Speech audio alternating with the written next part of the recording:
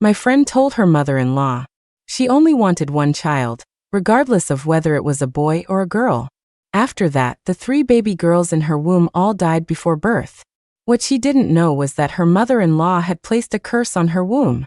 Only a boy would be allowed to be born. But 3 infant spirits had gathered, and a blood debt would be paid in blood. And their nightmare was just beginning. This is absurd. You can't hold a funeral for a stillborn baby. My friend Chloe tugged awkwardly at my sleeve. Luna, let's talk outside.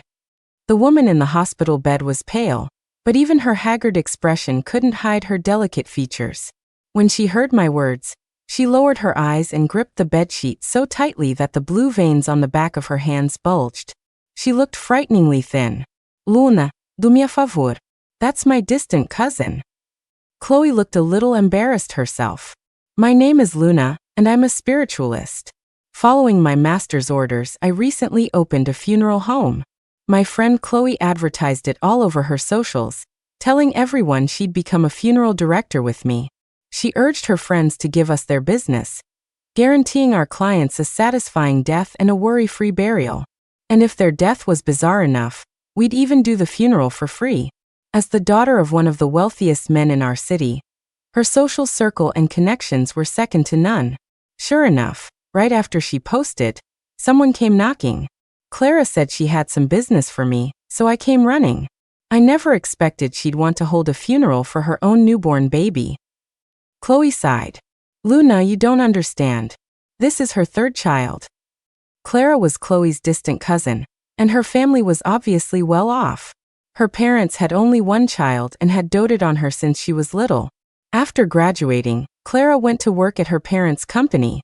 All the single men there pulled out all the stops to pursue her, but she ended up choosing some guy with no money. His name was Ethan. He was clean-cut and fair-skinned, and when he looked at you, his eyes were as clear and bright as a spring. That was what captivated Clara. She said Ethan was the purest guy she had ever seen. Her parents couldn't change her mind, so they threw them a grand, lively wedding and even bought Clara a mansion as their marital home. Ethan's father had passed away when he was young, and he was raised by his widowed mother. He moved his mother into Clara's mansion, and the two of them treated Clara with the utmost care, practically worshipping the ground she walked on. Unfortunately, Clara had terrible luck with children. Her first daughter's development stopped at 6 months. Her second daughter died at 7 months from umbilical cord entanglement. The third daughter, the most recent one, had passed every prenatal check with flying colors. But when she was born, she was a full-term stillbirth. Luna, you have no idea how much Clara was looking forward to this baby. While she was pregnant, she went to every temple to burn incense and drank bowl after bowl of herbal remedies to protect the pregnancy. She didn't just set up the nursery, she had already planned out where the child would go to elementary, middle, and high school. Clara is already 35 this year. She's been trying to get pregnant since she got married at 25. A full decade. It's been so hard for her. I just couldn't say no to her. I looked at Chloe helplessly and couldn't help but sigh. Young people who die prematurely can't be buried in the ancestral plot. Because they die so young, they carry a lot of resentment, which can corrupt the feng shui of the family graves. And a stillborn baby, like Clara's daughter, can't even have a funeral. A child who dies before birth doesn't even have a name in the underworld's book of life and death, so how can you hold a funeral for them? Doing so would actually shorten Clara's own lifespan. Chloe was torn. We both lowered our heads, unsure of how to break the news to Clara. I don't care if it shortens my life. I'd rather die and go be with my daughters. Clara had appeared at the doorway, holding onto the railing. She stood there, fighting through the pain, her forehead covered in a fine sweat. I brought them into this world, but I wasn't strong enough to give them life. I'm the one who should be dead. I just don't want her to leave so alone, just like her 2 older sisters. This poor child never even got to see the world. I don't care if it shortens my life. I don't care if I go to hell. I just want to say a proper goodbye to my baby. Hearing this, Chloe couldn't take it anymore. Fine. We'll do it. Whatever you want, we'll do it. I'll make sure she has the most spectacular funeral ever. Clara's eyes instantly lit up. A bit of color returned to her ashen face. My heart sank. She had a death wish. I was afraid that as soon as the funeral was over, Clara would kill herself. I couldn't help but study Clara's features closely, and the more I looked, the more something felt wrong. Her philtrum, the groove above her lip, was deep and long, and the area under her eyes, the palace of children, was full and vibrant despite being small. From her face, it looked like Clara was fated to have 2 daughters, though no sons. And her daughters were supposed to be exceptional and filial, true blessings. Seeing the strange look on my face, Chloe grew tense. Chloe, I'll leave it to you and Master Luna then. I can't be discharged until tomorrow. So could you and Luna go to the house and start the preparations? Clara pushed through her exhaustion to arrange for a driver to take us, all while holding my hand and thanking me profusely. Luna, I know this is against the rules. Thank you, you and Chloe. Thank you. I was silent the whole way from the hospital. Chloe was fidgeting, as anxious as a cat on a hot tin roof. What is it? Just tell me. I leaned back against the car seat and closed my eyes. I'm not sure yet. I need to see her house to know for sure.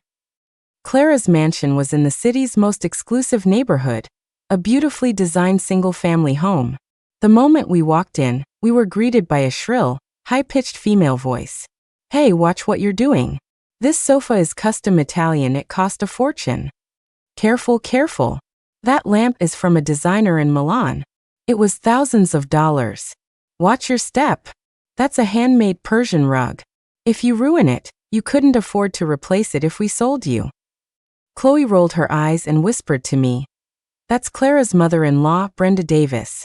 She's not the greatest person, but she's always been good to Clara. The moment the woman saw us, her voice jumped an octave. Oh my goodness, Chloe's here. What a wonderful surprise. You useless bunch. What are you standing around for? Get some tea and fruit. Can't you see we have honored guests? I twitched an eyebrow. A classic brown noser, kissing up to us and kicking down at the staff. The group of housekeepers who had been running around in circles under Brenda's chaotic orders breathed a collective sigh of relief.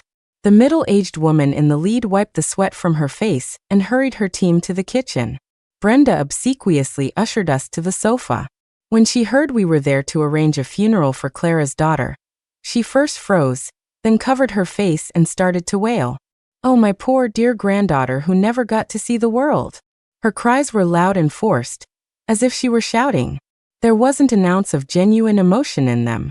After greeting us, Brenda ran off to the kitchen to bark more useless orders. Chloe pulled out her phone to start planning the funeral. Incense burner, soul guiding banner, paper money, offerings, what else? I gave a cold laugh. Better prepare 2 of everything. We'll be holding another one in a few days. Chloe looked up, confused. Another funeral? For who? Did you take another client behind my back? I took a sip of tea. It's for Clara's mother-in-law. She only has 7 days left to live. Chloe's expression turned serious in an instant. She scooted closer to me on the sofa, her face intent. Tell me everything. I suppressed the anger rising in my chest. A violent death is a visitor, it does not enter the home. When an evil spirit is sent off, the house will know no peace. 3 infant spirits gather, and a blood debt will be paid in blood. You just wait and see. Chloe stared blankly, then slapped her thigh as if she'd made a huge discovery. Holy crap. I finally get why you always sound so mysterious and profound. It's because you're always talking in these 4-word phrases. I gotta learn how to do that. I didn't get that last part. Can you say it again? If I wasn't mistaken, Clara's mother-in-law was responsible for the deaths of all 3 of her daughters. A scarlet aura clung to Brenda, a sign that she had taken a life. I couldn't tell what methods she'd used yet, but after killing 3 unborn babies, the red aura around her had turned black and was now shrouding her forehead. Once I held the funeral for the stillborn and stirred the ferocity of the infant spirits, Brenda's fate would be sealed. When I finished explaining, Chloe let out a yell and shot up from the sofa. Ah, that bastard. Let me at her, I'll kill her. It took a while to calm her down. She was grinding her teeth so hard they squeaked. Master Luna, be not a saint. Save not this viper. I nodded, then slapped Chloe on the arm. Just talk normally. Everything in the universe has a cause and effect. Brenda's karmic debt was too deep. If I tried to forcibly intervene and take on her karma, I would have to pay a steep price. Clearly, she wasn't worth it. But the funeral had to happen. I needed to know what role Clara's husband, Ethan, had played in these 3 premeditated murders. By the time Brenda returned to the living room, fawning over us with platters of assorted fruits, Chloe's face was as dark as the sole of a shoe. Oh my, what's wrong? Who would dare upset our dear Miss Song? I kicked Chloe, and she reluctantly mumbled, "Nothing. Just lost $1 million on the market." Brenda's fawning grew even more intense. She took Chloe's hand and stroked it over and over. My, I wonder who will be lucky enough to marry our Chloe. Our Ethan talks about you all the time at home. He says he's never met a girl as wonderful as you, so beautiful and capable. I tried not to roll my eyes. Before Chloe met me, she was a globe-trotting daredevil, jumping out of planes and racing cars, anything for a thrill. After meeting me, she started frequenting major auction houses, buying things like cinnabar stones and ancient copper coins. Her social feed was a constant stream of how to catch ghosts and exorcise demons, or posts selling talismans and divination services. Most recently, she'd opened a funeral home with me. I heard the other rich kids in her circle were suddenly getting a lot less grief from their parents. It's all about comparison, after all. Chloe's father's standards had dropped so low he was just glad she was a Taoist priestess instead of a Buddhist nun, since at least Taoists could get married. Brenda spent a good 1,000 words describing her son's admiration for Chloe, making us both want to roll our eyes out of our heads. Finally, she rubbed her hands together. "Master Luna, I hear you have real abilities. Could you tell me, is my Clara fated to have a son, any more children?" She wiped away a non-existent tear. Clara's had such a hard life. If she's truly fated to be childless, we'll accept it. I just can't bear to see her suffer anymore. I pulled Chloe's face toward me. "Auntie, look. This area under the eyes is the palace of children. Clara's isn't full and rosy like Chloe's. She's destined to be childless. Being a dink is very popular these days. If Clara can accept it, they could be a happy child-free couple. That's a good option too." Brenda gasped. "Ah, des dinks." A moment later, she looked at Chloe with envy. Chloe's palace of children looks so promising. She'll surely have many kids, right? I shook my head. Too much of a good thing can be bad. Chloe has her own problem. She'll only have sons, not a single daughter. Brenda was practically drooling with envy. She gripped Chloe's hand and wouldn't let go. "Sons? How many sons can she have?" Wincing, I pulled my foot out from under Chloe's shoe. 10, 20 maybe? If she wants, she could keep having them until she's 60. But Chloe's family is rich. She's their only child. They could easily raise 1,000 sons, let alone 10 or 20. The moment Brenda left, Chloe lunged at me, seething. "I'm going to kill you, Luna. You started this, so don't blame me for turning on my own master." Calm down, calm down. I have a plan. A wealthy heiress like Clara, crying and begging to marry a nobody like Ethan, seemed like more than just a case of being blinded by love. If Brenda really knew some dark arts, there was no way she would pass up a golden goose like Chloe.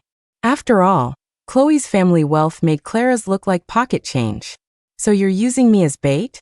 I patted Chloe's head. "Don't worry. If she wants you as a daughter-in-law, she won't do anything to hurt you. The most she'll do is make you fall head over heels for Ethan. The one in real danger is Clara. If Brenda is ruthless, Ethan might just end up with a dead wife." Clara was an only child. In all the years she'd spent trying to get pregnant, control of her family's company had long since fallen into Ethan's hands. Once Clara was out of the picture, Ethan could use her family's assets as a launchpad and probably start making moves on Chloe. Just as Chloe calmed down, Ethan rushed home. I checked my phone. It was only noon. Why wasn't he at the office? When he saw us, especially Chloe, his eyes immediately turned red. "Chloe, you went to see Clara, didn't you?" "Sigh, thank you for taking care of this. If you need anything at all, just let me know. I'll cooperate completely." Clara is heartbroken. She wants this funeral, and I'm going to make sure it's done right for her. Compared to Brenda, Ethan was all genuine emotion and real tears. I couldn't tell if he was faking it or a phenomenal actor, so for now, I just focused on the funeral. It was only when we started the preparations that I realized how complicated this was. The soul-guiding banner is carried by the filial son during the funeral procession to lead the deceased spirit. But Clara's daughter had just been born. Where were we going to find a filial son? Chloe winked. No filial son, but there's a filial father, right? Just have him carry it. With the filial son problem solved, a bigger one emerged. The length of the paper on the banner is determined by age. For someone aged 60-70, it's 3 feet long. For 70-80, it's 4 feet long. For 80-90, it's 5 feet long. But Clara's daughter died at birth. How long should her banner be? We couldn't just carry 2 bare sticks. That would look awful. I steeled myself and prepared the banner, incense burner, offerings, 7-star coins, and corpse viewing lamp. The next morning, Clara came home herself. Following behind her, a driver carefully carried a box about half the height of a person. Cold air emanated from the box. If I wasn't mistaken, it contained the body of Clara's daughter. I sighed and walked over to take the box. You really shouldn't be walking around like this during your postpartum recovery. Clara gave a sad smile. I just want to see her off, to say a proper goodbye. I hope she's reborn into another family in her next life, so she doesn't have to suffer with me again. Clara's mansion was huge. I set up a tent in the garden on the west side of the house to serve as a memorial hall. A violent death is a visitor, it does not enter the home. A child who dies so young shouldn't have a funeral at home. But Clara was stubbornly insistent, and I couldn't argue with her. Chloe chimed in breezily. So what if it's bad for the house's feng shui? She has plenty of mansions. After the funeral, she can just move to another one. These filthy rich people really knew how to make you jealous. I carried the refrigerated box to the memorial hall, and paused as I opened it. The tiny baby lay with a bluish complexion in a leather swaddling cloth. The inner layer was soft cotton, but the outer layer was high-quality cowhide. Clara lovingly stroked the cloth. My mother-in-law made this specially. She said in her hometown, it's good luck for a child born in the year of the ox to wear an ox-hide jacket. She's always treated me like her own daughter, but I keep failing to give her the grandchild she wants. I cut her off. Before you start feeling sorry for your mother-in-law, you should know that in my line of work, wearing fur or leather as burial clothing is a major taboo. Anyone who does will be reincarnated as an animal in their next life. Without waiting for her reaction, I lifted the baby out of the swaddling cloth. The baby was frighteningly thin, like a miniature skeleton. I touched the child's sunken belly and felt a growing sense of unease. Ignoring Clara's look of utter disbelief, I laid the baby flat on a table. After carefully cleaning her tiny body with a fresh towel, I bit my finger and dripped a drop of blood from my middle finger onto her forehead, her chest, and her navel. Clara started to step forward, but Chloe shook her head and held her back. What the hell is that? Chloe couldn't help but cry out. Under the baby's pale, bluish skin, something was churning like waves in the sea. In several places, the skin bulged up into small mounds. On her belly, it looked as if countless worms were writhing and tangling together just beneath the surface, ready to burst out at any moment. Everyone stepped back.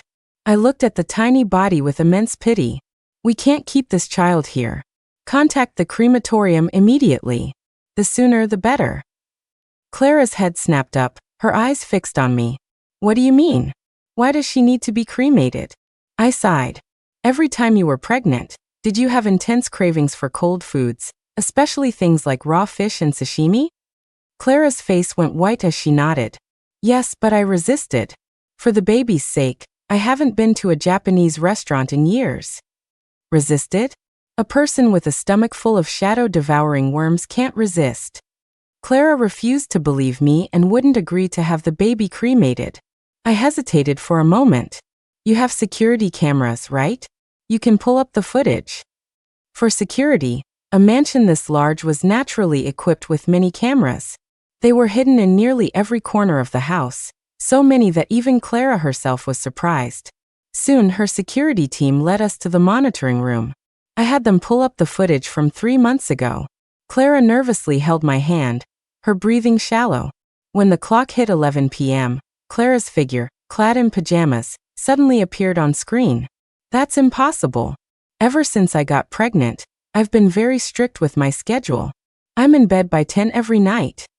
I patted her hand, signaling her to keep watching. After Clara left her room, her mother-in-law quickly followed. They went to the kitchen together, where Clara sat down at the dining table like a puppet. Brenda took out plate after plate of sliced raw fish, live shrimp, and raw crab from the refrigerator. And Clara reached out, grabbing the raw fish and frantically stuffing it into her mouth. The video flickered as, at my instruction, the security guard played footage from several different days. Finally, the image froze on a night from a month ago. In the spacious, luxurious kitchen, Ethan and his mother sat on either side of Clara. Ethan was considerately peeling a scarlet prawn for his wife, its orange head seemingly still twitching. Clara ate them one by one, her face contorted in a savage expression. Chloe wiped the sweat from her face and shot Clara a worried glance. "Clara, are you okay?" Clara swayed and stumbled, catching Chloe's arm for support. What is this? Chloe, is that really me in the video?" I gave Chloe a meaningful look. Clara saw it and immediately grabbed my hand. "Don't say anything outside this room. I need to know the truth. Master Luna, I'm begging you, tell me." Someone had put shadow-devouring worms in Clara's stomach.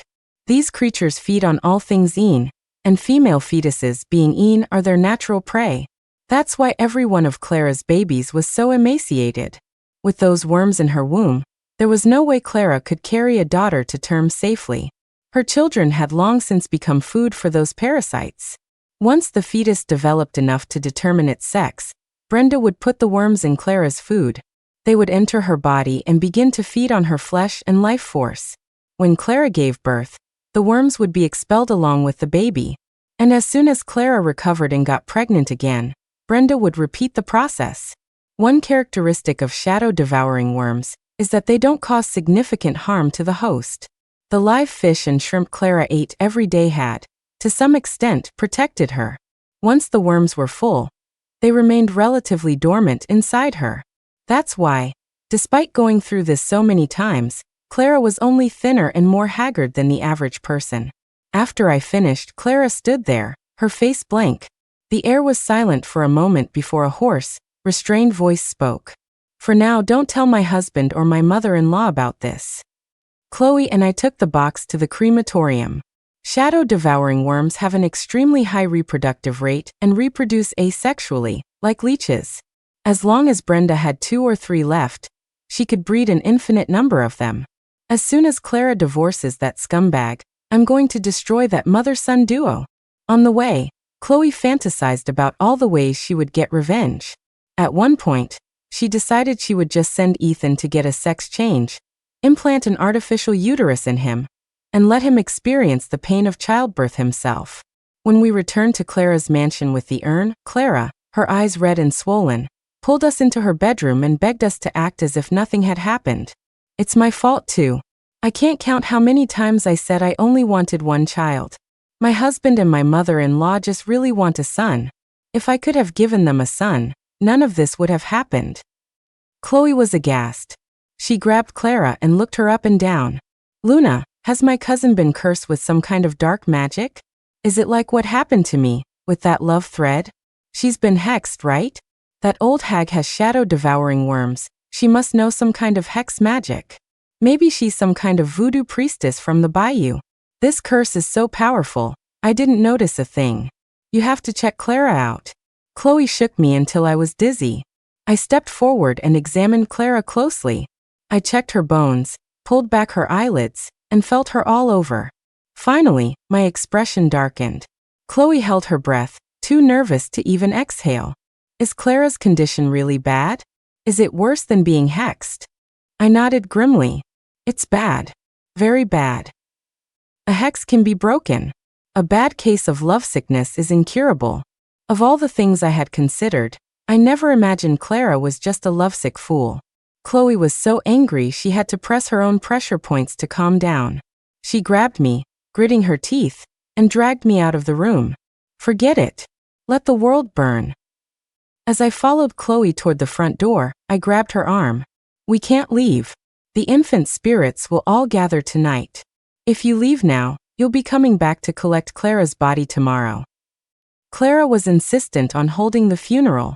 The memorial hall was set up, and the coffin was in place. Tonight, the three spirits would gather, and blood would surely be shed. And since Clara loved Ethan so much, she would never stand by and watch him get hurt. Why bother saving a lovesick fool? If she's so eager to die, who am I to stop her? Chloe stomped her feet in frustration, hands on her hips, and proceeded to curse out Clara's parents, grandparents, and great-grandparents. But while her mouth was running a mile a minute, her body betrayed her, and she turned and walked back toward the memorial hall. Seeing us return, a rare flicker of joy appeared on Clara's face. There was no turning back. Chloe and I put on our stern faces and continued with the funeral rites. I had just placed the final meal on the altar when something went wrong. The final meal consists of a bowl of tightly packed rice with 3 chopsticks wrapped in cotton stuck into it, signifying that the person's meals in the world of the living have come to an end. The moment I inserted the chopsticks, they snapped at the base. I tried again, packing a new bowl of rice and inserting fresh chopsticks. As soon as I placed it on the altar, the bowl flipped over. The funeral can't proceed until the final meal is accepted by the deceased. Chloe tugged on my sleeve. Do you think the little one is unhappy with the food? I picked up the bowl and examined the rice. Shouldn't be. This is top quality rice, cooked perfectly, not too dry, not too wet. Chloe's mouth twitched. Is it possible she's still on milk? She had a point. I was speechless. In the end, I filled a new bowl with milk and replaced the chopsticks with 3 straws.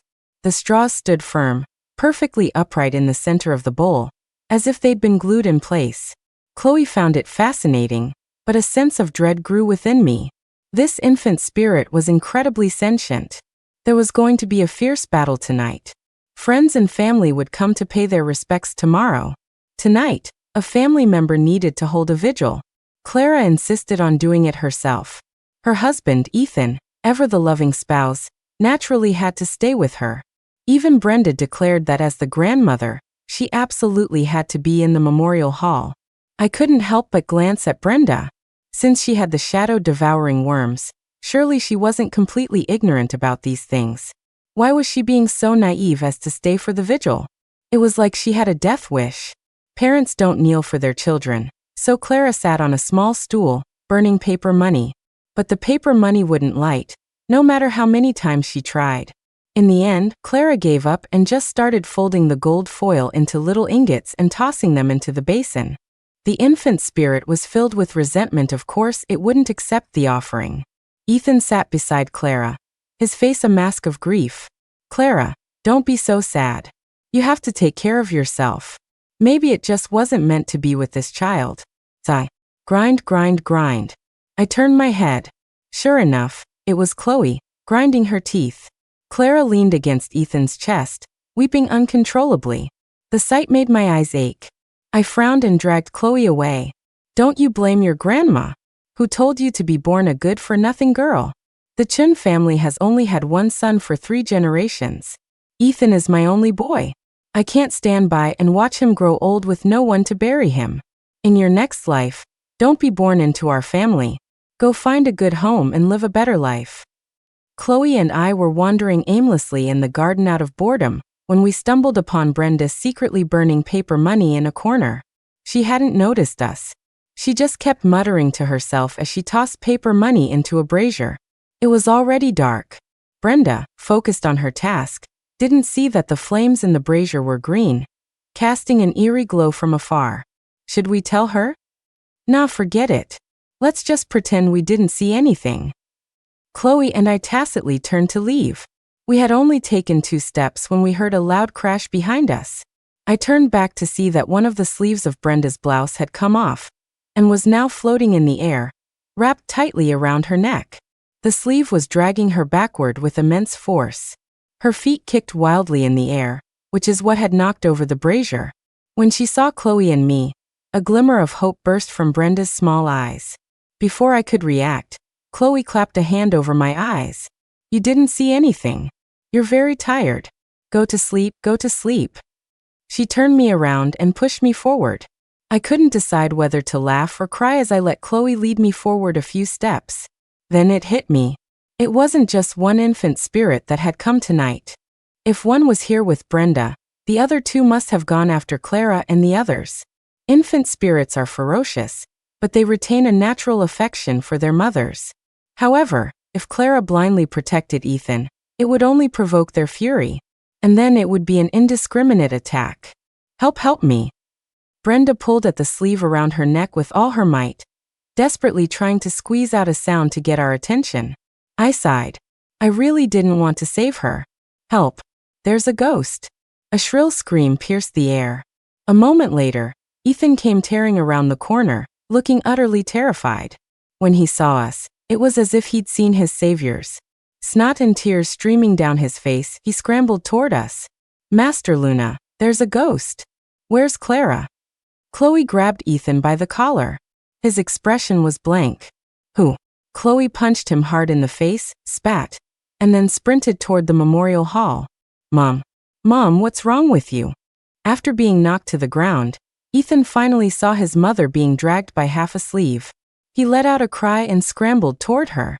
I glanced at him once before turning and running toward the memorial tent. People are strange.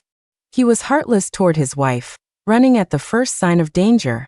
But for his mother, he was so filial he wasn't even afraid of ghosts. By the time I got back to the tent, it was pure chaos. Clara was running around the memorial hall, crying, "Baby, it's Mommy. Don't you recognize Mommy? Sobi, Sobi, Sobi. My poor baby, please don't blame your grandma and daddy. They just really wanted a grandson.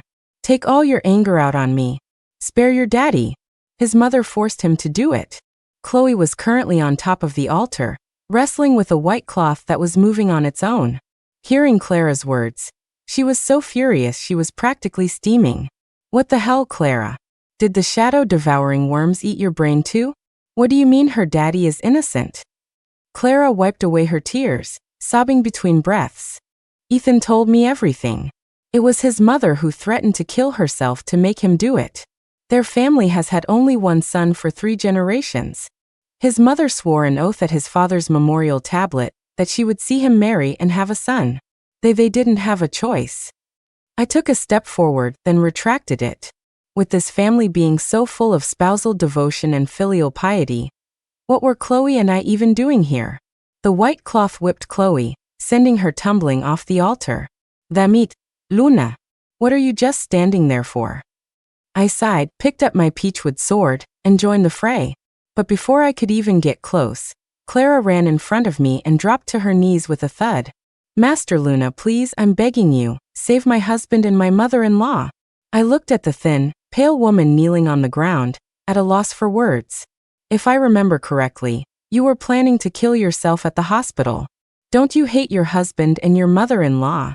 Clara collapsed to the ground.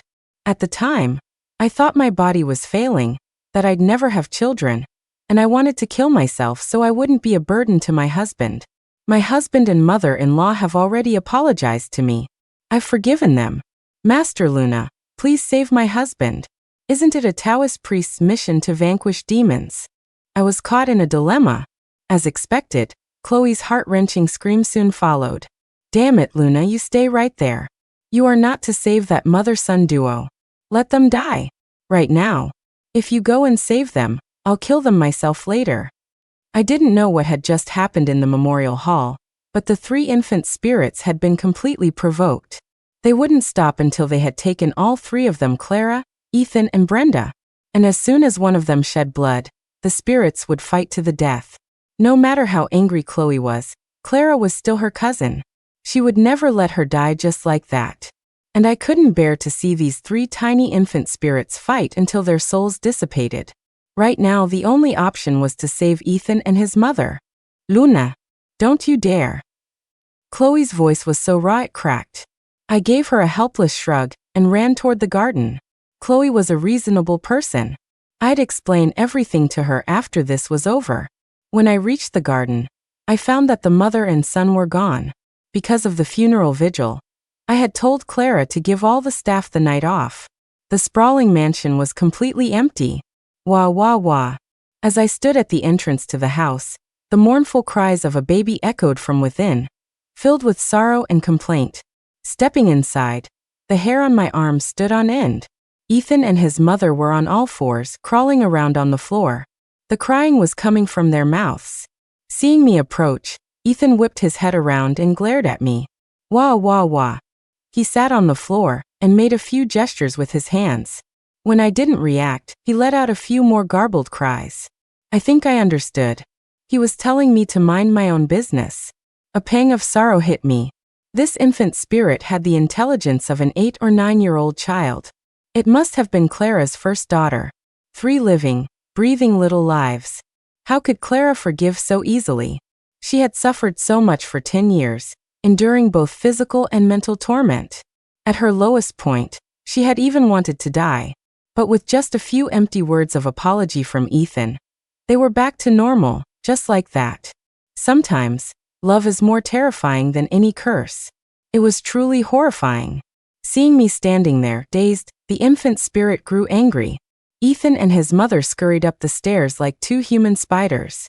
The mansion was 4 stories high, with a small rooftop garden on the top floor.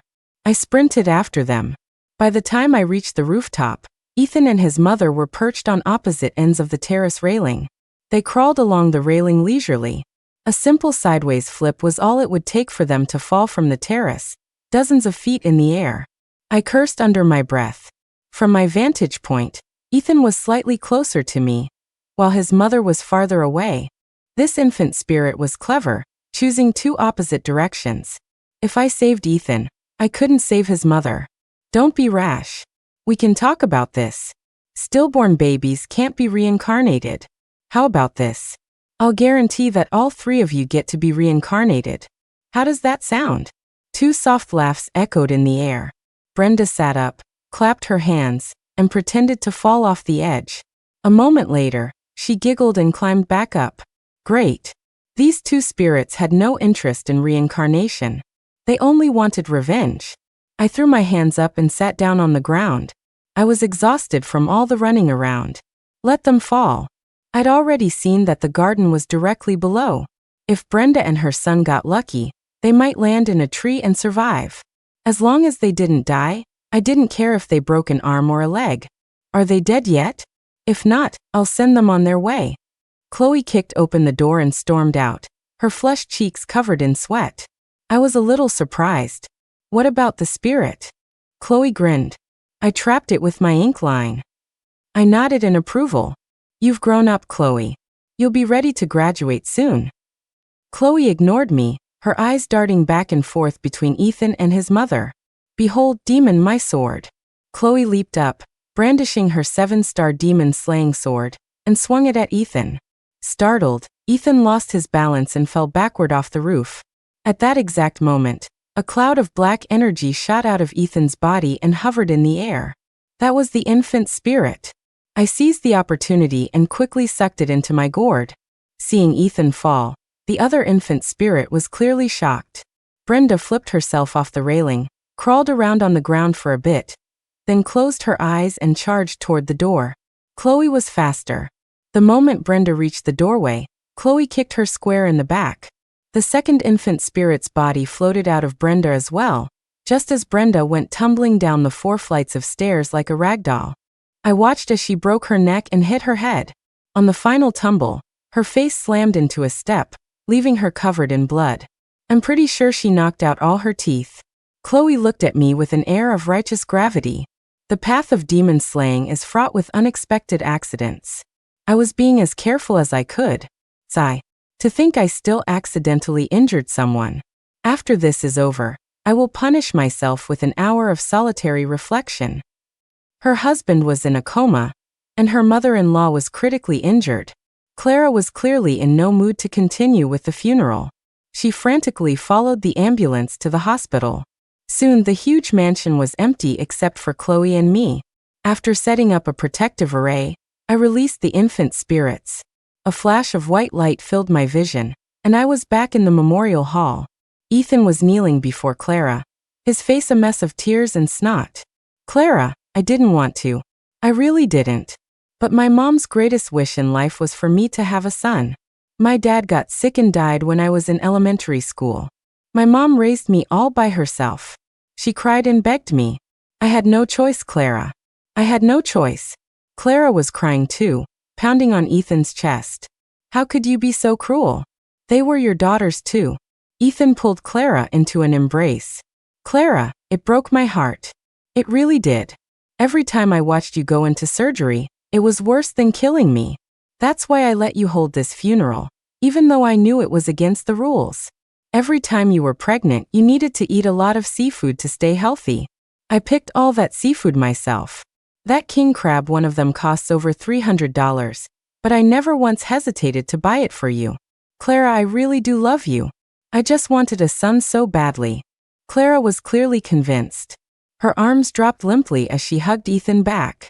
What's done is done. From now on, let's just live our lives together as a family. Maybe those children were just a mistake.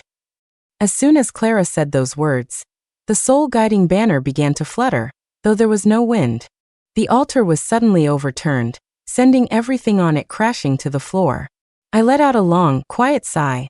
This must have been what triggered the spirit's rage. Dying in the womb was tragic enough. Hearing their own mother call their existence a mistake, it was no wonder they weren't calm. Chloe, let's begin. Chloe's eyes were red with anger. Muttering curses under her breath, she forcefully planted the soul-guiding flags in the 7-star formation. I tossed a large handful of paper money into the air, sat cross-legged on the floor, and began to chant the rebirth mantra.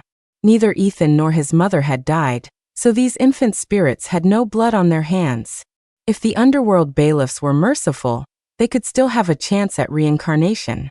The paper money was an offering for the bailiffs. While I chanted, Chloe prepared the bribes. 3 jugs of yellow wine, all top-shelf aged rice wine. The lids were opened, releasing a rich, fragrant aroma. Chloe placed 2 boiled eggs into each jug. Yellow wine and eggs, a favorite of the underworld bailiffs. After preparing the wine, Chloe laid out a feast. Abalone, lobster, king crab, wagyu beef, and all sorts of pastries and buns. Even the incense on the altar was a deluxe soul-guiding stick from Zhang's coffin shop, costing $200 apiece. The incense was gold-colored and rumored to contain powdered rhinoceros horn. Rhino horn powder is a powerful spiritual conduit, a favorite of all things Yin. As the saying goes, money makes the world go round, even for ghosts. And bailiffs, of course, are still ghosts.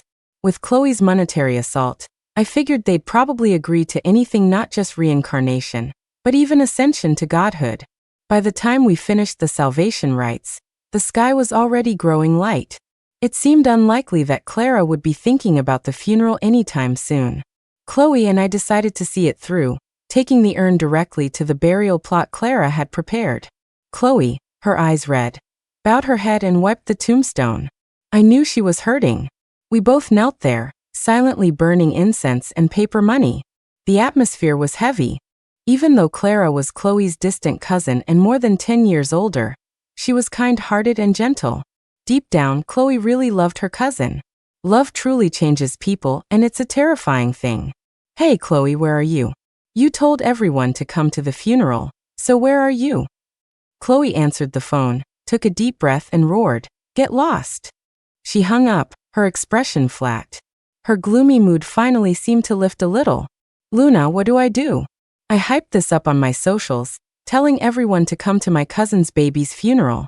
I even told them they'd get to see a real traditional ceremony. Chloe and I stared at each other. The guests had arrived, but the hosts were all gone. I scratched my head. Why don't you just send out another notice? Anyone who shows up today with a gift gets 1 free funeral from us in the future. Chloe had always been a bit of a tyrant.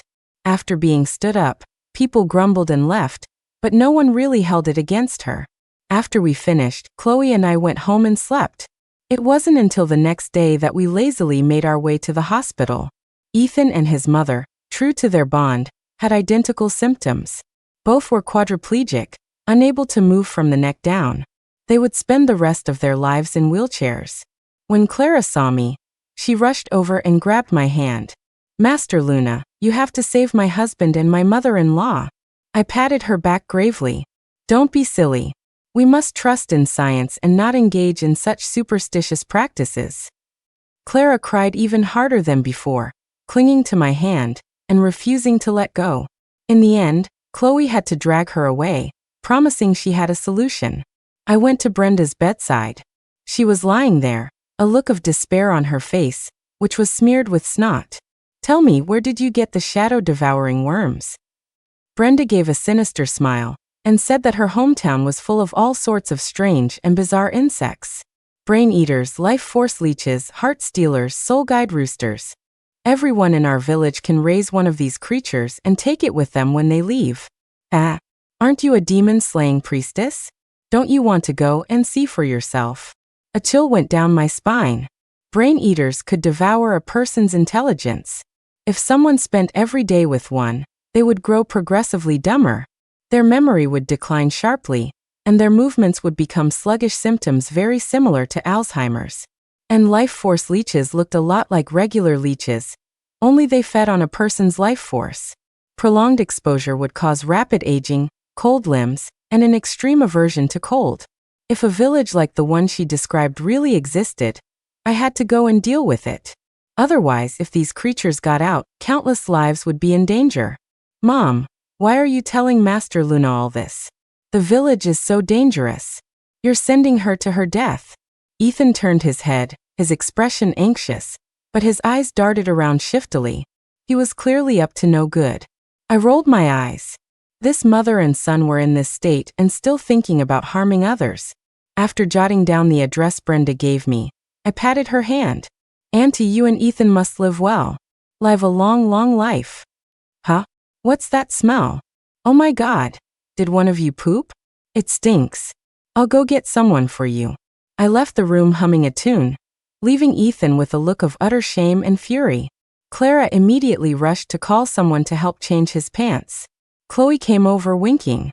"I told Clara that we'll come and perform a ritual for her mother and son every month." I blinked. "What kind of ritual?" Chloe walked ahead with her hands behind her back. "You'll see. It's time to show you the results of my recent training. I didn't learn 36 different submission holds for nothing." Clara probably had no idea that the large sum of money she paid Chloe was to hire someone to come and beat up her husband and mother-in-law on a regular basis. It was a good thing Clara's family was rich. Otherwise, just taking care of 2 quadriplegics would have been enough to kill her. Still, Clara was only 35.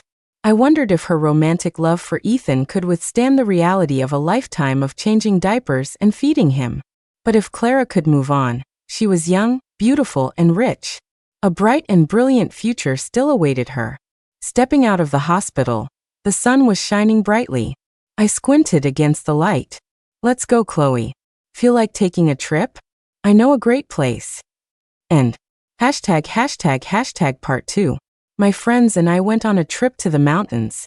As soon as we entered, our car was blocked by animals. The lead weasel stood on its hind legs and bowed. "Do I look human to you? I think you look like a turd."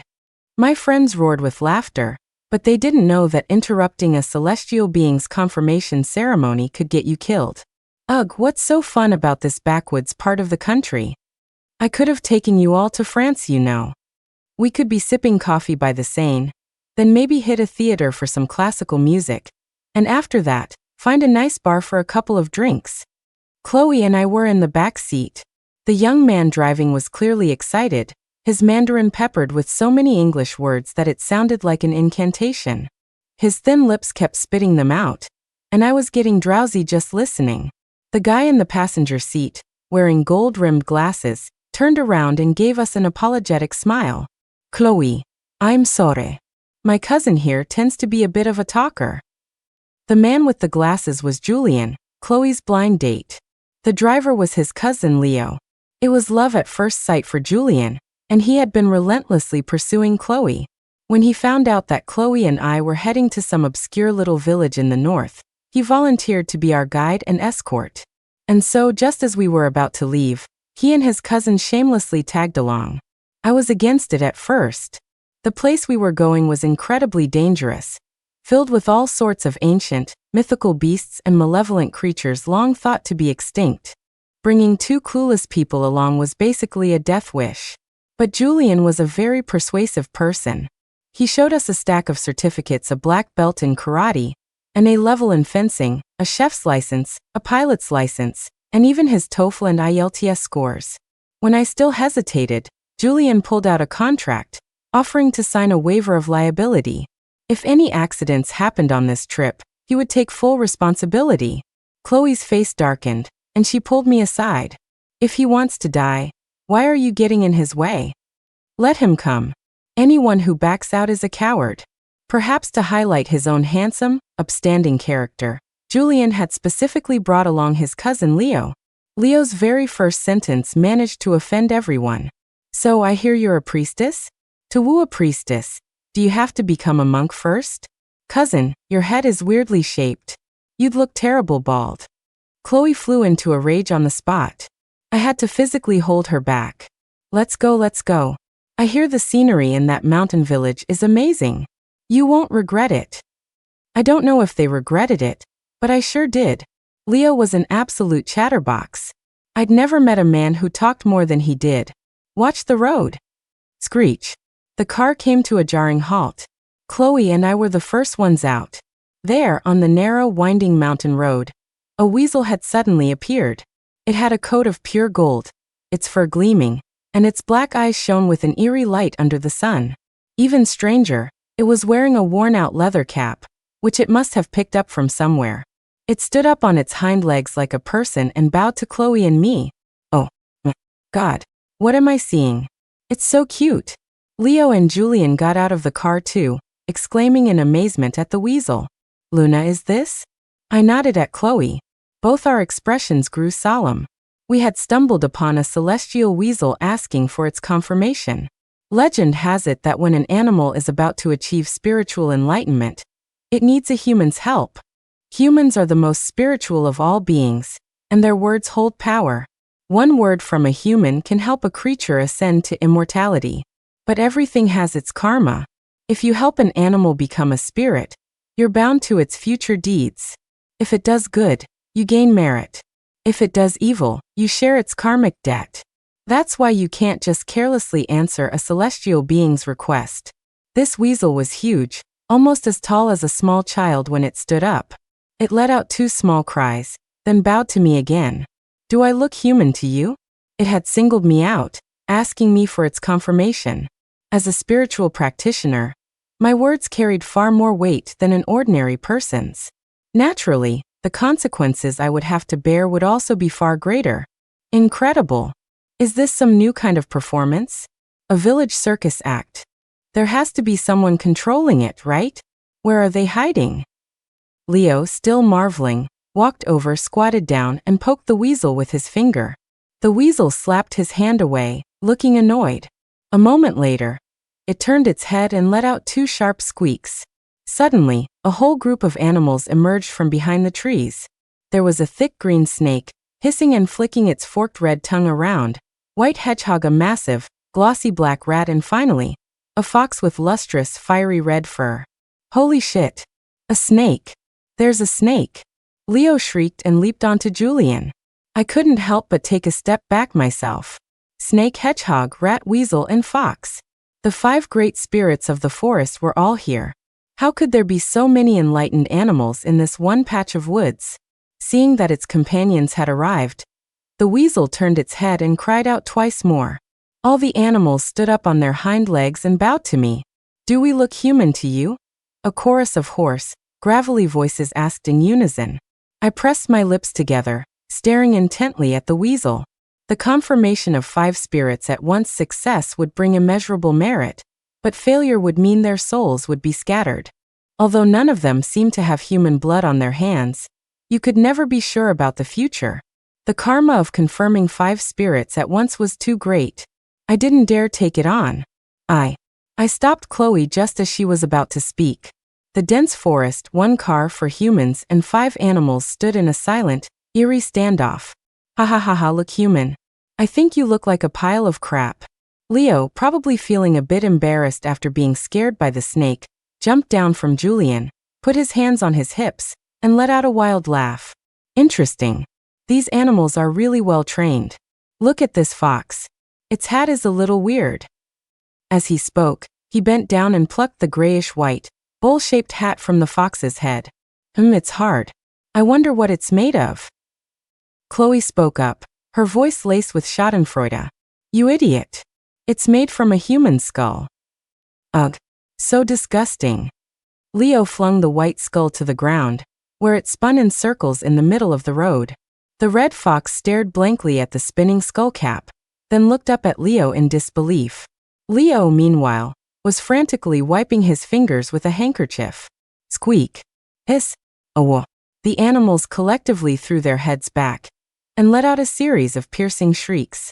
The fox was so enraged it even let out a wolf-like howl. Chloe and I exchanged a look. Run. Get in the car.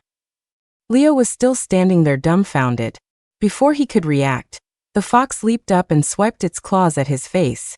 The blow was filled with fury, aimed straight for his eyes. If it connected, Leo would be spending the rest of his life with a guide dog. In a panic, I kicked Leo, sending him rolling across the ground and straight into the coils of the green snake. In an instant, the shimmering green body was wrapped around Leo's neck. The snake even shoved its tail into his mouth, gagging him until tears and snot streamed down his face.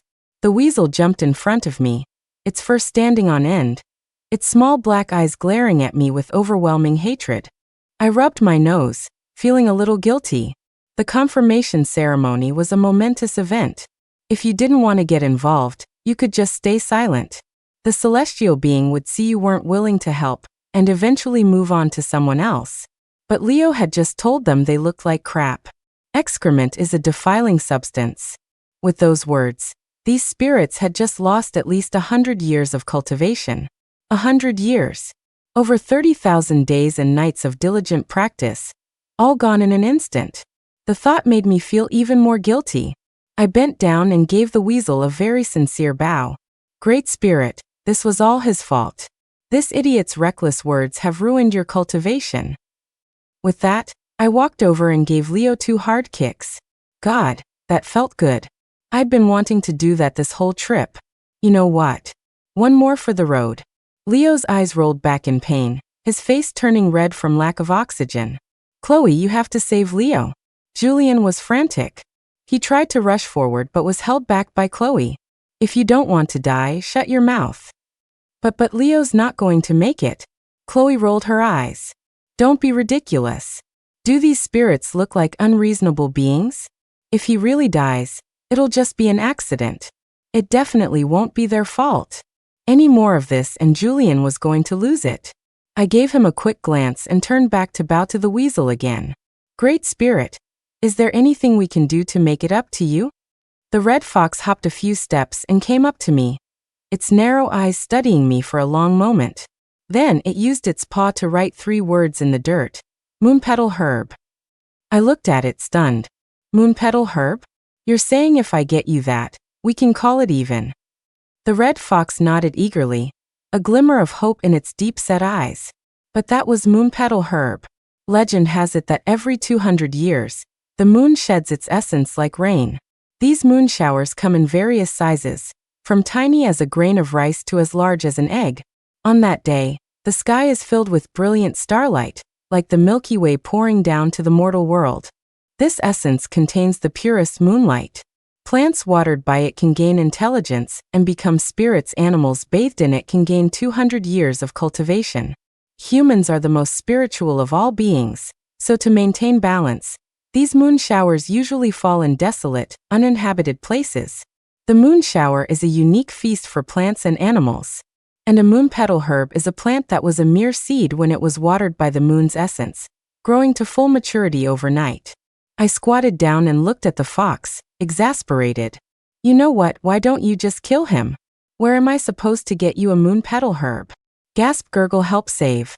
Leo's eyes bulged as he waved his hands desperately, terrified I would abandon him. The fox stretched out its paw again, and another line of words appeared in the dirt. Moonpetal Village. You're saying the village up ahead is called Moonpetal Village, and there's moonpetal herb there? The fox was overjoyed and nodded frantically. The weasel wasn't angry anymore, and even the green snake released Leo and slithered toward me. The fox continued to draw on the ground, and soon it had sketched out a detailed map for me. If that place really had Moonpetal herb, there must be a guardian creature protecting it. These 5 spirits didn't dare go near it themselves, but they wanted me to get it for them. That meant the guardian must be incredibly powerful. I narrowed my eyes. Was it really worth risking my life for this idiot Leo? Seeing my hesitation, the weasel threw its head back and let out 2 sharp squeaks. Then, the group of spirits abandoned Leo, who was lying there like a dead dog, and scurried back into the forest. In the blink of an eye, they were gone. I stared dumbfounded at their disappearing backs. What was that? A hit and run? Chloe was also a bit bewildered. Luna, why'd they run off? Were they scared of us? I looked at the empty road with a wry smile. The map they had drawn was clear and detailed. It seemed we were already very close to Moonpetal Village. I'm the one who brought Leo here. He ruined the 5 spirits' confirmation. And unless he dies, I have to bear half the karma. They didn't run. They were just afraid I'd say no. Chloe cracked her knuckles and walked toward Leo. Then let's just kill him. This Moonpetal Village sounds terrifying. It's probably a one-way trip. What? You're kidding, right? Luna, Chloe, we're friends. I twitched an eyebrow. I was just trying to scare him before, but now maybe we should just bury him. Julian spread his arms and stood in front of Leo. These animals are so well trained. They must have a bigger plan. If I'm not mistaken, they were sent by that Moonpetal Village to lure us in. The village is probably a den of bandits. I can't protect the 3 of you on my own. It's too dangerous. I suggest we turn back. Chloe didn't even spare him a glance. Luna, do you think the village we're looking for could be this Moonpetal Village? I was still squatting on the ground, studying the map.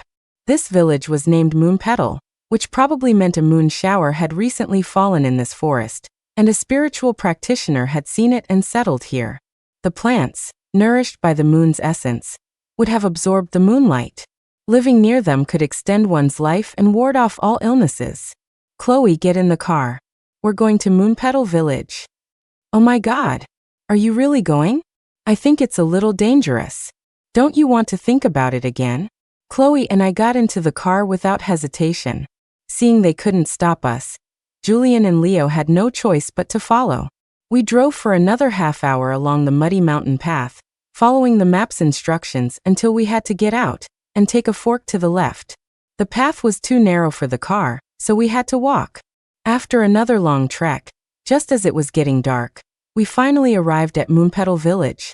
The moment we entered the village, we all felt a surge of energy.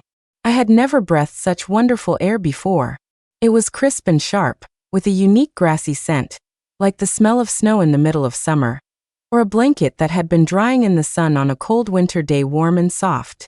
The 4 of us stood at the village entrance, taking deep, intoxicating breaths. A little girl suddenly appeared on the path ahead. She looked to be about 13 or 14, with big, bright eyes and fair skin. She was quite pretty. The girl stood there, staring at us. Before we could react, she turned and ran, shouting as she went. Strangers are in the village.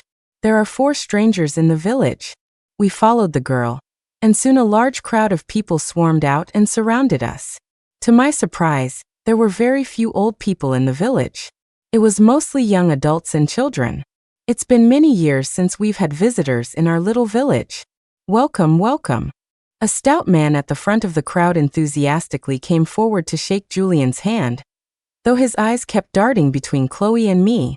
In contrast to the young people's warmth, the few white-haired elders who saw us had faces filled with terror and despair. This village was incredibly strange. The broad-faced man, who introduced himself as Chun Baiwe, the clan chief, expressed a very warm welcome. He told us to rest while they prepared a banquet and insisted we attend. The 4 of us were led to an empty house on the north side of the village. The little girl from before brought us towels, blankets, and other necessities. After putting the things down, she didn't leave. She just stood there, her eyes wide with curiosity, looking at Leo and Julian. You're both so handsome. Which one should I pick for my future husband? Ahem, pretty girl, you've got good taste. Leo smiled and stepped forward, patting the girl's hair. What's your name? The girl looked up at him, her expression dazed. A moment later, she blushed. My name is Chunayua. You're so interesting. I like you. I'll leave him for my sister Miwa. With that, she covered her face, flicked her braids, and ran off. A strange village, a strange girl. A growing sense of unease settled in my stomach. I couldn't help but give Chloe a meaningful look.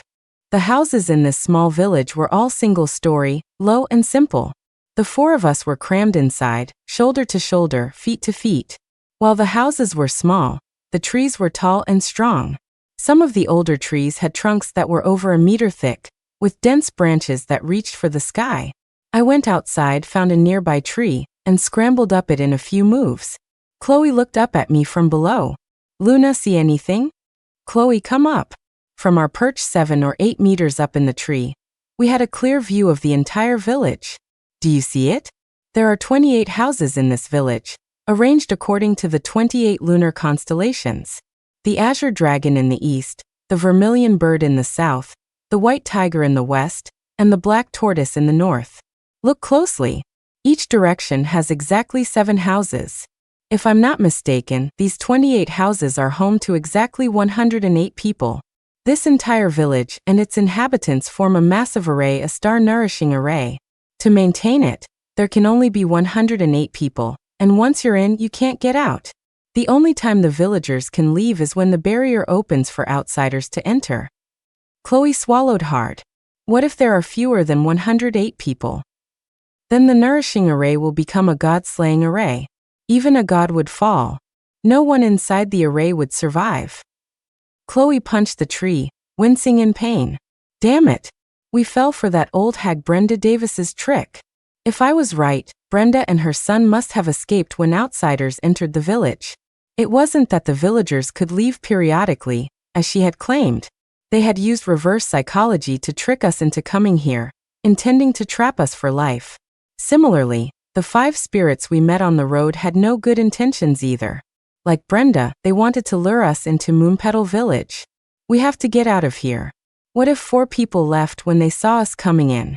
We'd be stuck in this godforsaken place forever. I thought of the chief's fanatical gaze and the girl's bizarre words, and my heart sank.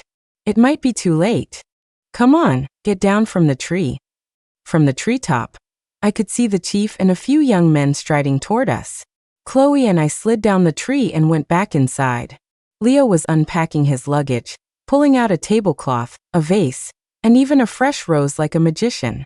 He spread the white silk tablecloth, placed the brilliant red rose in the vase, and with the dim light from a candle, the shabby little room instantly took on a medieval European vibe.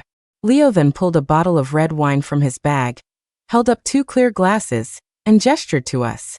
A little red wine? Apparently, nearly being strangled by a snake earlier hadn't fazed him at all. On the way here, he had been chattering nonstop about how the snake must have chosen him because it was captivated by his stunning good looks. Julian gave us an embarrassed smile. Leo just likes things with a certain flair. You'll get used to it. Whether we got used to it or not didn't matter, but the chief certainly seemed to. He looked at the wine and rose with admiration and lavished praise on Leo. A man should have a bit of romance in him. Not bad at all. No wonder IUL likes you. The welcome ceremony is ready.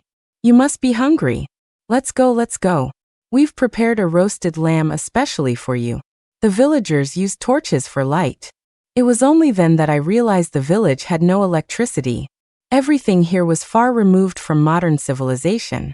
Yet the clothes they wore were the typical attire of farmers in the north. This little village was shrouded in a fog of contradictions that made it impossible to see clearly. A large tent had been set up in the center of the village. The chief led us inside. A high platform stood in the middle, and tied to it were 4 white-haired elders. The entire village was there, all looking at the chief on the platform with reverence. Chloe and I exchanged a look, having a rapid-fire conversation with our eyes. Run. All this for nothing? Wanna stick around a bit longer? Might as well. We still need to find the Moonpetal herb. It's been 5 years. 5 years since our village last welcomed new people, and such young, beautiful ones at that. I am truly happy. As soon as the chief finished speaking, the other villagers formed a tight circle around the 4 of us. Now even if we wanted to run, we couldn't. Leo was thrilled. Seeing so many people watching him, He couldn't help but flick his bangs and raise an eyebrow at the crowd. Oh, my fatal charm. Being too handsome is such a burden. Julian also couldn't help but straighten his back, a look of I know I'm handsome on his face. Now the handover ceremony will officially begin. Please welcome our clan's sacred beasts. Oh my God, I can't believe my eyes. As Leo gasped, Chloe and I looked up at the platform. Two bizarre-looking monsters were slowly approaching the elders. Their bodies were humanoid, but their heads were the shape of a football-sized brain. The brains were a vivid pink, covered in a dense network of blood vessels and blue veins. If you looked closely, you could see the vessels pulsating. Chun Ayue skipped along, leading the monsters toward the tied-up elders. But then, the two monsters turned their heads toward us, and one of them jumped off the platform and charged straight at us. What the hell? What the hell is that thing? Even the usually composed Julian couldn't help but curse. He quickly backed away, retreating behind Chloe. Leo was clearly terrified too, but he stepped forward and spread his arms, protectively shielding Chloe and me. Ladies first. If something happens, you two run. My cousin and I will cover you. Get back here. The chief pulled a crystal-clear orchid from his robes and shook a copper bell in his right hand. Ding-a-ling. As the bell rang, the monster staggered as if drunk, turned around, and headed back toward the platform. I squeezed Chloe's hand, frantically signaling her with my eyes. Moonpetal herb. That's the Moonpetal herb. After calming the two monsters, a host of other strange-looking creatures jumped onto the stage. I studied the motley crew of monsters, and a theory began to form in my mind. Those two bizarre creatures must be the brain eaters. I had only heard my master talk about them, I had no idea what they actually looked like. The brain eaters walked up to the four elders, and a few slender pink tentacles extended from the center of their heads, wriggling their way into the elders' nostrils. Soon, the elders' expressions shifted from terror and despair to a dull, vacant stare. They stopped struggling and just stood there like walking corpses. Then the young Chunayue, shaking a small bell, led the two brain eaters away. A moment later she returned, carefully carrying a large black jar. She used tongs to pull out several bright red leeches from the jar. Each leech was the size of a baby's forearm, with a transparent body and a glowing gold line down its back. Chunayue placed the leeches on the elders' necks, and they began to age rapidly. Their hair turned from gray to completely white, the wrinkles on their faces deepened and multiplied, and age spots quickly appeared on their skin. One of them opened his mouth, and his teeth fell out like hailstones. In just a few short minutes, these elders had transformed from healthy 60 or 70-year-olds into decrepit individuals, with one foot in the grave. I watched horrified. I glanced at Chloe, Leo, and Julian.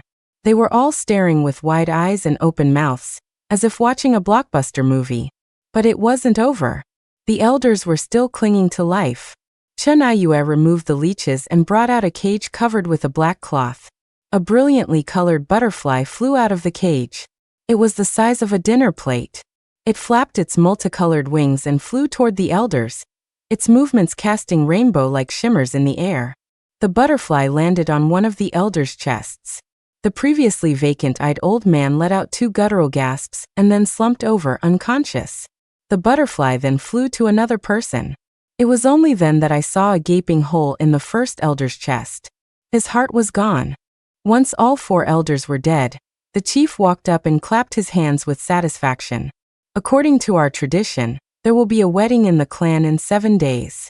The two new young men will be my daughter's husbands. The girl with the long, curly hair will be my next wife, and the younger one will marry my brother. Now let the feast begin. Everyone eat and drink your fill. The crowd dispersed with a roar, some grabbing plates, others pouring wine. Many people crowded around us, smiling and congratulating us. Before we knew it, the four of us were seated at the chief's table. The chief held up his wine cup and beamed at Chloe, looking more and more pleased. Your name is Chloe, right? Ah, Chloe, in just a few days we'll be husband and wife. Do you have any special requests for the wedding? The square-faced man to the chief's left also had a joyful expression. Yes, Luna, if you have any requests, just ask. Everyone in the village knows that I, Chinchongyue, dote on my wife the most. Chloe looked at them, at a loss for words. I just have one question. What happened to your original wives? The chief and Chen Chongyue exchanged a look and burst out laughing. Chloe's jealous. I like your directness. As for our former wives, they were given to the men who made the greatest contributions, as is our custom. I don't agree. Julian slammed his hand on the table and stood up. The boisterous tent fell silent in an instant. Everyone stopped eating and turned to look at him. Ahem. Grandnephew, sit down. I cleared my throat, frantically giving him a look. Chloe caught on and quickly blinked her eyes. That's right, my dear son-in-law, sit down. Luna, he's going to be Muyue's husband, so you should call him nephew-in-law. We have to get the titles right. I nodded obediently. Understood, understood. My two dear nephews-in-law. Why don't you serve your fiancé some food? The chief was even more pleased. That's more like it. And you two young men. Your minds aren't as sharp as these two girls. Did you learn nothing from the welcome ceremony just now? At the mention of the chilling ceremony, Julian finally sobered up. Leo's already pale face became even whiter. In the dim firelight, he looked so handsome that the Chun sisters couldn't take their eyes off him. Chun Aiyue, a bit precocious for her age, shot her father a playful glare. Dad, don't you scare my future husband. Don't be afraid, big brother. Those animals are actually very gentle. The little girl chattered on, eager to please Leo, and began spilling all the village's secrets like beans from a sack. I was right. The big red leeches were life force leeches, capable of sucking a person's lifespan and life energy. The impossibly beautiful butterfly was a heart stealer, and the two ugliest creatures were brain eaters, which fed on intelligence and knowledge, with a preference for highly intelligent people. Chloe patted her chest in fear. They were coming for me just now, weren't they? I rolled my eyes. I'd spare Chloe's ego and not burst her bubble. It was obvious to anyone with eyes that the brain eater had been running in my direction. The chief didn't stop his daughter. Clearly, he needed obedient newcomers, not ones who would try to escape and cause trouble for the villagers. When Leo heard Chun Aiyue say there was no way out of the village, he couldn't even hold his chopsticks steady. Julian was also in shock, looking at the chief in disbelief. A barrier? You're saying this village has a barrier? The chief put down his chopsticks. I know you won't give up until you've tried to escape. It's always like this with newcomers. They have to try a few times before they accept their fate. How about this? After dinner, you're free to go. Run wherever you want. If you're still in the village by morning, you'll listen to my arrangements. How does that sound? I picked up my cup and took a big gulp of rice wine. It was rich and sweet, 100 times better than any I'd ever bought. The roasted lamb was surprisingly delicious, and even the vegetable dishes were exceptionally tasty. I ate and drank heartily, and started to find the chief a little more agreeable. You're a pretty decent guy, my dear grandnephew-in-law. Chloe's mouth twitched. According to their village customs, you should call him big brother. Right, little brother-in-law. The chief was particularly pleased with us. After dinner, he thoughtfully provided us with torches and even gave Chloe a windbreaker. It gets cold at night. Don't catch a cold. I immediately glared at Chen Chongyue. Look at him. Chen Chongyue clumsily took off his own jacket and handed it to me, not forgetting to press a bottle of green ointment into my hand. There are a lot of mosquitoes in the mountains. Put some of this on. It repels them. The Chun sisters were not to be outdone. They both produced mosquito repellent and snacks. The usually quiet Chen Muyue even pulled out a flashlight. Seeing our surprised looks, she puffed out her chest. Julian, this belonged to a stranger who broke in before. It's my treasure. I'm lending it to you for tonight. Chen Muyue looked to be about 17 or 18. Her face so tender you could practically pinch water out of it. The Chun family was blessed with good looks, but unfortunately, they were all lovesick fools. After a hearty meal, and being fully equipped by our enthusiastic hosts, we set off. Julian's face was dark the entire time, and he ignored everything Leo said to him. Julian, let me use the flashlight. Julian just kept walking, not even looking at me. Chloe, get your number one son-in-law in line. Julian got even angrier, raising his head to glare at me through gritted teeth. Is this funny to you? Have you ever thought about what we'll do if there really is a barrier? Have you ever thought that we might actually be trapped in this godforsaken village for the rest of our lives? The atmosphere grew awkward. Leo ran up to play peacemaker. Calm down, cousin. If you don't like Chinmuyue, we can switch. That only made Julian angrier. He buried his head and stormed ahead. The small village didn't cover much ground. The south side was dedicated to livestock with cow sheds, pig pens, and chicken and duck coops. To the north, outside the houses, was a large grassy field where many white lambs grazed freely. It was a small but self-sufficient place. The livestock were all healthy, their coats sleek and shiny. They looked delicious. We circled the outside of the village and soon ended up back where we started. Julian, gritting his teeth, clutched the flashlight and plunged into the dense woods. A faint mist hung in the forest at night, interspersed with specks of white light. Even without a torch, visibility was quite good. I held out my hand and caught a bit of the white light. Within that tiny speck was a heart-stopping power, the power of the stars. You can't just walk out of a star-nourishing array. And the array wasn't as mystical as Chunbaiwe made it sound. All you had to do was destroy the 4 key nodes: the azure dragon, vermilion bird, black tortoise, and white tiger, and the entire village could leave unharmed. Chloe, let's go. I led Chloe back toward the village. Leo shook his head like a bobblehead doll, looking helplessly from me to where Julian had gone. Finally, with a stomp of his foot, he chased after Julian. Cousin, wait for me. We quickly explored all 28 houses. They were all enclosed by simple bamboo fences, with small courtyards where vegetables and fruit trees grew. It looked like a secluded paradise. The most peculiar thing was that the fruits and vegetables grew without any regard for the season. It was August, and the mountains of the north were already quite cool. But here, there were peaches, pears, grapes, watermelons, and cantaloupes all growing in abundance. I couldn't resist picking a cluster of grapes that looked like purple agate. The moment one entered my mouth, I froze. Well, how is it? Chloe looked at me curiously. I smacked my lips. It's not good. No flavor at all. With that, I devoured the entire bunch as if I were in a whirlwind, practically stuffing it into my mouth. Seeing this, Chloe picked an even bigger bunch.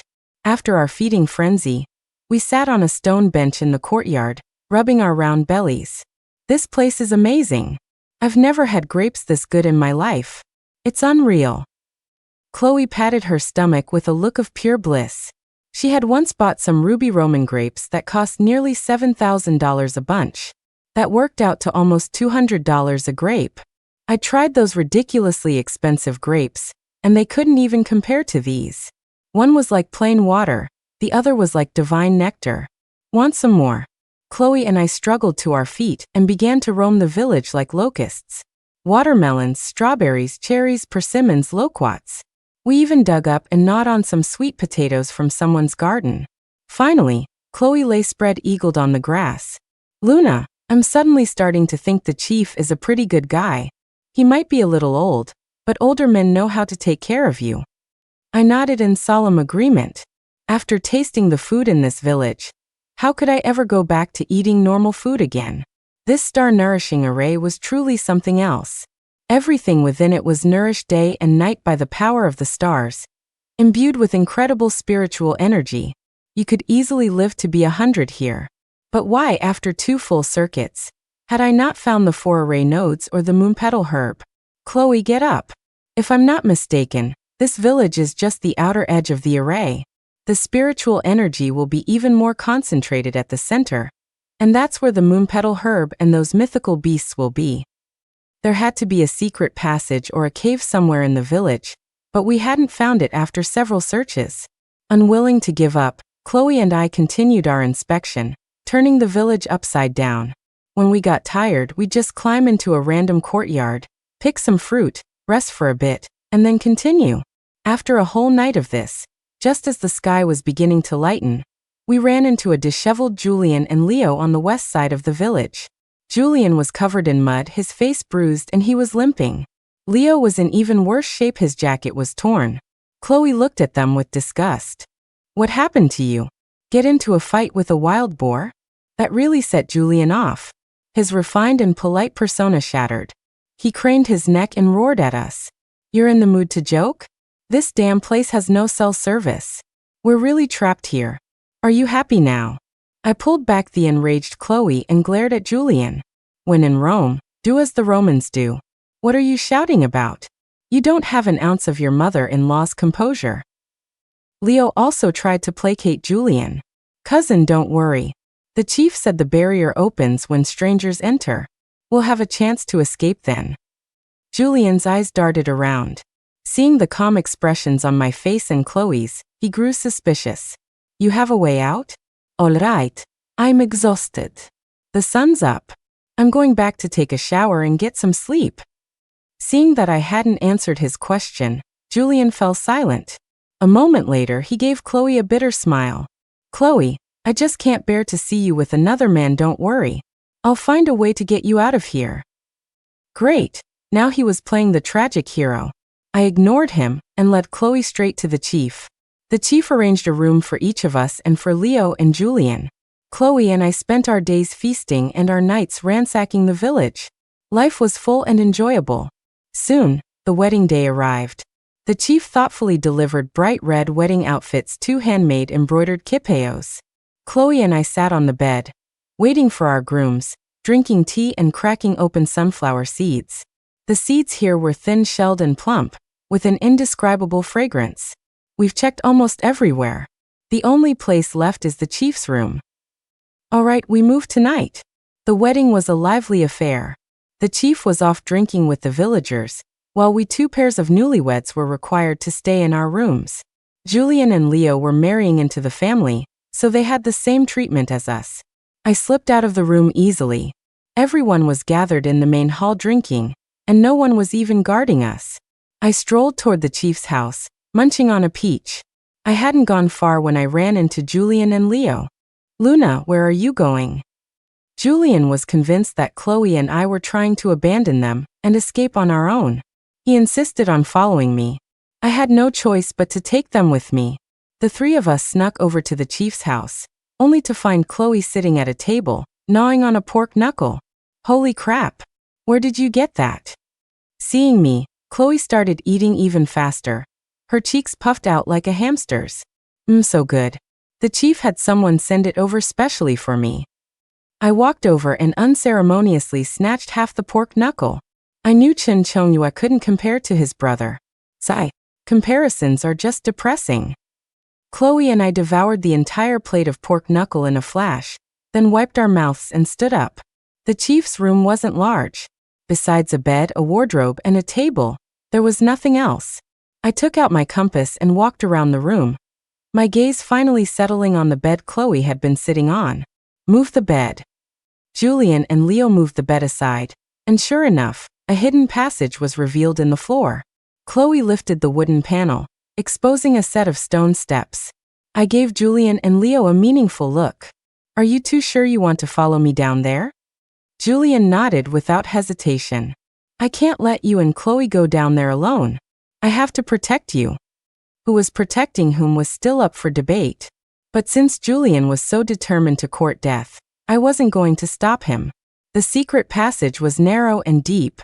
Chloe and I walked carefully, hunched over. The taller Julian and Leo were practically crawling. After what felt like an eternity, a glimmer of light appeared ahead, and the tunnel gradually widened. Finally, the view opened up before us. The 4 of us stared, our mouths agape. Leo looked completely mesmerized. Amazing. Beautiful. It's just so beautiful. This must be the work of a god. At the end of the cave was a gorge. It was already late, but the gorge was dotted with starlight.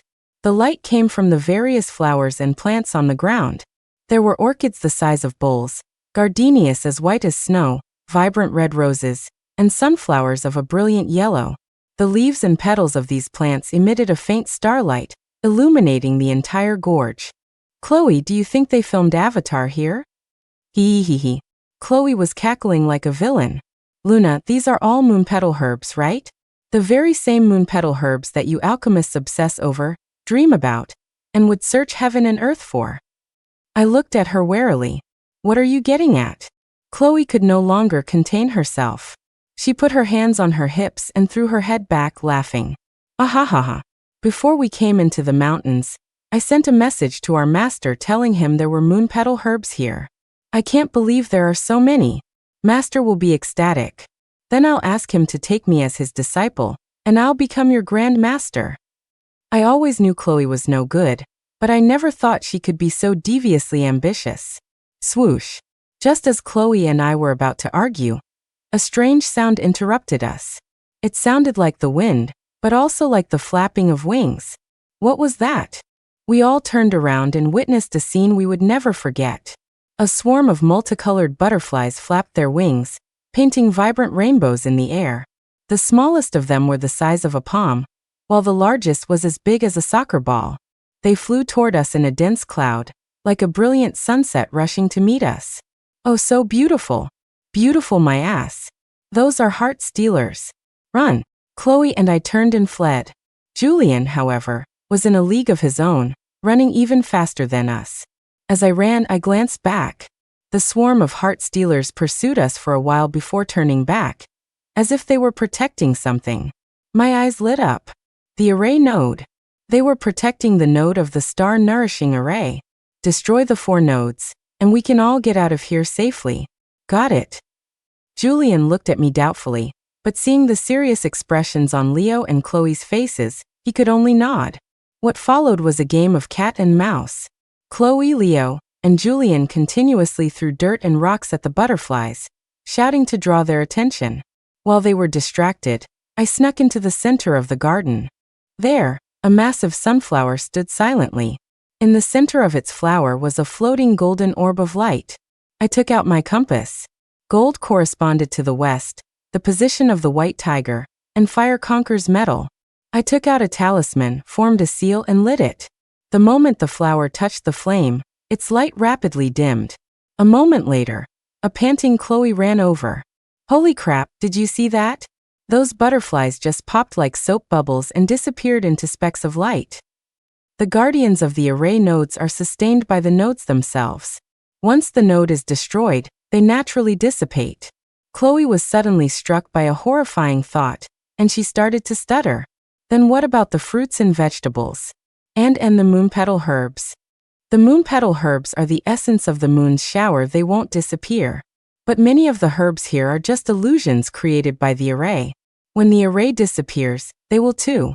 As for those delicious fruits, when the array dissipates, a pang of sorrow hit me, and tears welled up in my eyes. When the array dissipates, the spiritual energy will vanish. They'll probably taste a little better than normal, but they'll never have that same incredible flavor. Chloe clutched her chest. Don't say it. I'm having a heart attack. After dealing with the heart stealers, the 4 of us continued through the valley. Before long, we encountered a large group of brain eaters. These were even larger than the ones we had seen before, standing nearly 2 meters tall. Their brains jiggled as they ran, a sight so nauseating it could make you lose your appetite. The 4 of us sprinted forward and soon came to a fork in the road. Chloe and I ran left, while Leo and Julian ran right. Chloe kept looking back as she ran. It's over, it's over. Brain eaters like smart people. They're definitely going to chase me. Luna, when they catch up to me, you have to seize the opportunity to destroy the array node. Be quick. I can't hold them off for long. If you're too slow, they'll suck me dry until I'm an idiot. Stop running. I grabbed Chloe, my face expressionless. They're not following us. What do you mean? Chloe and I turned around together. The entire pack of brain eaters was swarming after Julian and Leo, not even sparing us a glance. Stop. They're slandering me, Luna. They're slandering my intelligence. Why won't you look back at me? If you just turned around and looked at me, I know your eyes wouldn't be empty. Chloe stomped her feet in frustration, her cries helpless and weak. I grabbed her, my face dark. No one is ever to speak of what happened here today. I was a genius of Taoist arts, a once-in-a-generation ghost slayer. Why didn't the brain eaters follow me? They must have been intimidated by my powerful aura. That had to be it. With Julian and Leo leading the brain eaters away, I successfully returned and took down another array node. Soon the 2 of them came limping back. Before they could even complain, Chloe started yelling. Did none of you eat? What's taking so long? If you keep dragging your feet, The sun will be up, and if the villagers find us, no one's getting out. What are you looking at? Look again and I'll gouge your eyes out. Leo instantly deflated. Before he could say anything, shouts echoed from a distance. They're over there. Get them. The villagers had finally found us. We had been running for so long that our stamina was at its limit. After a chaotic chase, Leo was the first to be caught. Stop. If you run again, he's dead. I turned my head and chuckled. Are you stupid? With us, the village will have 108 people. I don't believe you'd dare kill him. The chief gave a sinister smile. Chunshita's wife just gave birth. Twins. Chloe, I thought you were different from those other women who only think about escaping. Now only 2 of you 4 can live. You choose. I stopped and turned around. Don't you want to leave this village and see the outside world? The world out there is amazing. There are skyscrapers, blue oceans, and food from all over the world. Don't you want to see it and taste it? Hearing my words, many of the villagers looked hesitant. The chief's expression turned cold. You refuse my kindness. Fine. In that case, you can all die. He shook the bell in his hand, and the valley began to shake violently. I steadied myself and heard Chloe gasp. I turned to see a swarm of life force leeches rapidly slithering toward us. The one in the lead was as big as a python. I gasped too. A leech that big the 4 of us combined wouldn't be enough for one sip. Holy crap, where's Julian? Where did he go?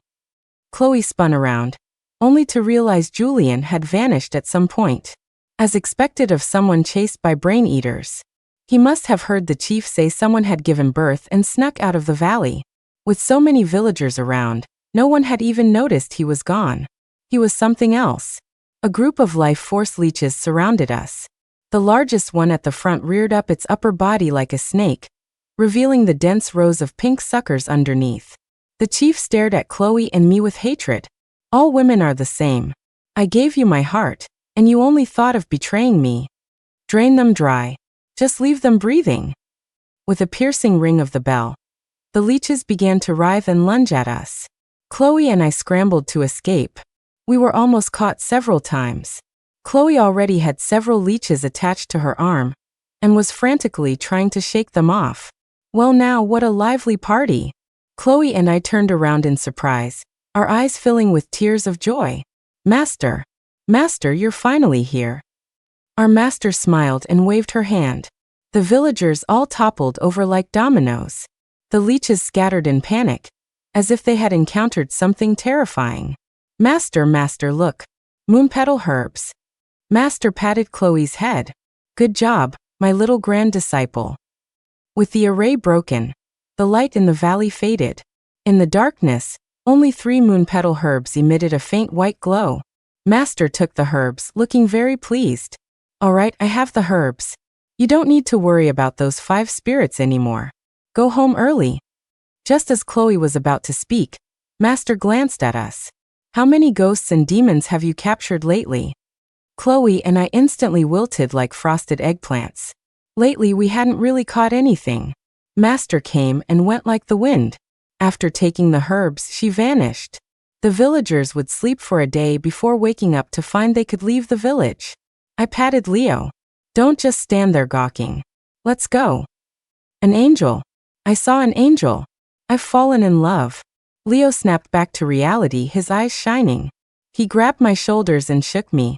Who was that angel? Who was she? She was your grandma. I ignored the lovesick Leo and ran ahead with Chloe. When we got back to the village entrance, we found that the goddamn Julian had taken the car and left. Well, isn't that just great? Chloe gritted her teeth. I knew without a doubt that when we got back, Julian was in for a world of hurt. The mountain road was treacherous at night.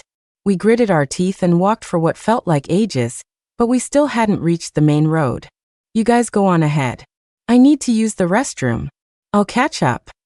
I had just stepped behind a tree and pulled a pair out of my clothes when Chloe shrieked and pounced on me. You bastard. You're hoarding food.